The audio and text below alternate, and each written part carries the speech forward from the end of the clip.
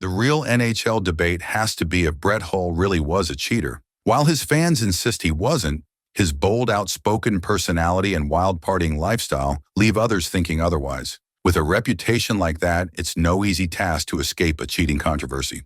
In Game 6 of the 1999 Stanley Cup Finals, the Dallas Stars and the Buffalo Sabres were deadlocked at 1-1. The tension was unbelievable. Then, in the heat of that dramatic final period, Hull found himself right in the middle of a moment that would go down in history. The game had already gone into triple overtime, making it one of the longest, most intense games in recent memory. With the puck in front of Buffalo's legendary goalie, Dominik Hasek, Hull was in position to deflect a shot toward the net. Hasek made an amazing stop on the initial shot, but the puck came loose, and Hull wasn't about to let it slip away. He quickly reacted, grabbed the rebound, kicked it to his stick, and fired it past Hasek to score the game-winning goal. It was a classic Hull moment. Quick thinking, positioning, and just the right amount of luck and skill. In 1999, the NHL had a rule that a player's skate couldn't be in the crease when a goal was scored. The Sabres believed Hull's skate was in the crease when he scored, which would have made the goal illegal. They were furious. From their perspective, it looked like Hull had violated the crease rule, and they felt cheated. But when you watch the replay, it got a little murky. Hull had actually gained control of the puck outside the crease before he made his move. He rotated his skates out of the crease, then stepped back in only after he had possession of the rebound. So technically, according to the rules, the goal should have counted. But the whole situation was so close that it left a lot of room for debate. The goal counted, and just like that, the Dallas Stars were Stanley Cup champions. But the celebration in Dallas was quickly overshadowed by outraged reactions from Buffalo fans and Sabres players.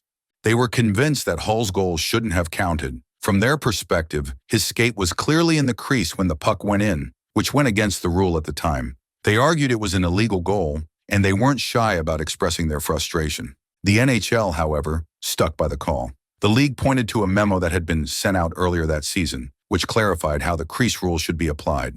According to this memo, a player could be in the crease as long as they had possession of the puck. So since Hull had control of the rebound when he scored, the league argued the goal was good. It was a legal play by the rulebook. But even with that official explanation, it didn't exactly calm the storm. Buffalo fans weren't convinced, and many people still felt like the call was wrong. The controversy wasn't just about the rule, but how close and unclear everything was. It seemed like the kind of thing that could have gone either way, and that's why the debate didn't just fade away. Instead, it lingered on for years, with people still arguing about it whenever the 1999 Stanley Cup Finals come up in conversation. Hull definitely had a reputation off the ice, especially when it came to enjoying the nightlife. During his playing days, it wasn't uncommon to see him out at bars or hitting up clubs. But isn't that just him being a classic NHL bad boy? He was often spotted having a good time, and the stories about his late-night partying became part of the hockey folklore. Now, while none of these outings led to major scandals or anything too dramatic, they definitely helped shape his bad boy image. Hull wasn't exactly the type to stay in and keep a low profile. If there was a party going on, there was a good chance he'd be at the center of it. His love for the social scene became almost as legendary as his goal-scoring ability. Fans and reporters would often hear about his adventures, and these tales became just as much a part of his story as his time on the ice.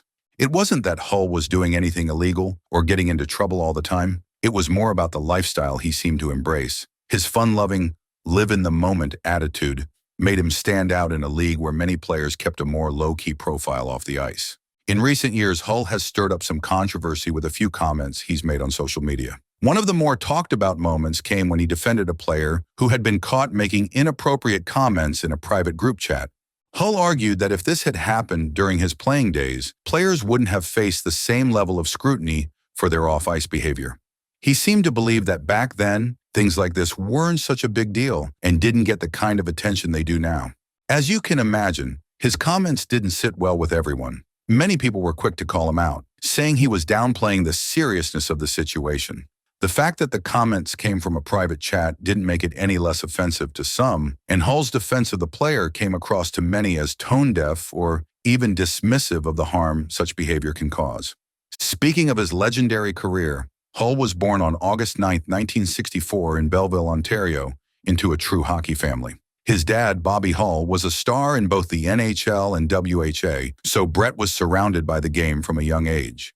Instead of jumping straight to the NHL, Hull chose to play at the University of Minnesota Duluth, where he quickly made a name for himself. In his freshman year, he scored 32 goals, earning the Jerry Shimola Award for Rookie of the Year. The next season, he broke UMD's single-season goal record with 52 goals and was a finalist for the Hobey Baker Award. After his sophomore year, Hull made the leap to the NHL, signing with the Calgary Flames in 1986. He made his NHL debut during the Stanley Cup Finals against the Montreal Canadiens, though his best moment was hitting the post on his first shift. The Flames sent him to the AHL's Moncton Golden Flames for most of 1986-87, where he scored 50 goals and won Rookie of the Year honors. He finally got a call up to Calgary, where he scored his first NHL goal in his debut, a game-winning breakaway goal against the Hartford Whalers. Hull's first full season with the Flames in 1987-88 saw him score 26 goals in 52 games, but after a mid-season trade to the St. Louis Blues, his career really took off. He led the Blues with 41 goals in 1988-89, and by the early 90s, his partnership with center Adam Oates was legendary. Between 1989 and 1992, Hull scored 228 goals, becoming one of the most prolific scorers in NHL history. He even joined the elite group of players who scored 50 goals in 50 games in both 1990, 91, and 1991-92. Now, isn't that an accomplishment?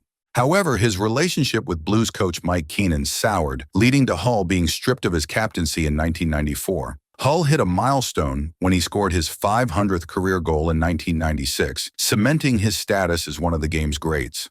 After a few more solid seasons, he became a free agent and signed with the Dallas Stars in 1998. Hull hit 1,000 career points and his 600th career goal while with the Stars. In 2001, Hull joined the Detroit Red Wings, where he switched to number 17 in honor of Vladimir Konstantinov. With Detroit, Hull enjoyed success, scoring 30 goals in his first season and leading the team to a Stanley Cup victory in 2002. He continued to produce, reaching 700 career goals in 2003. But after another solid year, Hull signed with the Phoenix Coyotes in 2004, taking his father's iconic number 9. Unfortunately, after just 5 games, Hull decided he couldn't play at the level he expected and retired from the NHL on October 15, 2005. What made things even more interesting was that, as a dual Canadian-American citizen, he could choose to play for either country internationally. That is pretty rare. Early on, Canada passed on him for the 1986 World Championships, but Team USA saw potential and invited him. Hull led the team in scoring, and his success gave him confidence for the rest of his career. He played with Team USA for years, famously scoring in big moments, like the 1996 World Cup of Hockey, where he helped the U.S. win gold, even while facing boos from Canadian fans. Hull made his Olympic debut in 1998 and later helped lead Team USA to the 2002 Olympics, where they took silver. Off the ice, Hull took on executive roles, including co-general manager of the Dallas Stars. His most emotional moment came in 2019 when his beloved St. Louis Blues finally won their first Stanley Cup, and he couldn't hold back his tears. And that wraps up today's video. If you haven't already, make sure to hit that like and subscribe button so you never miss an update. Thanks for tuning in, and we'll catch you next time.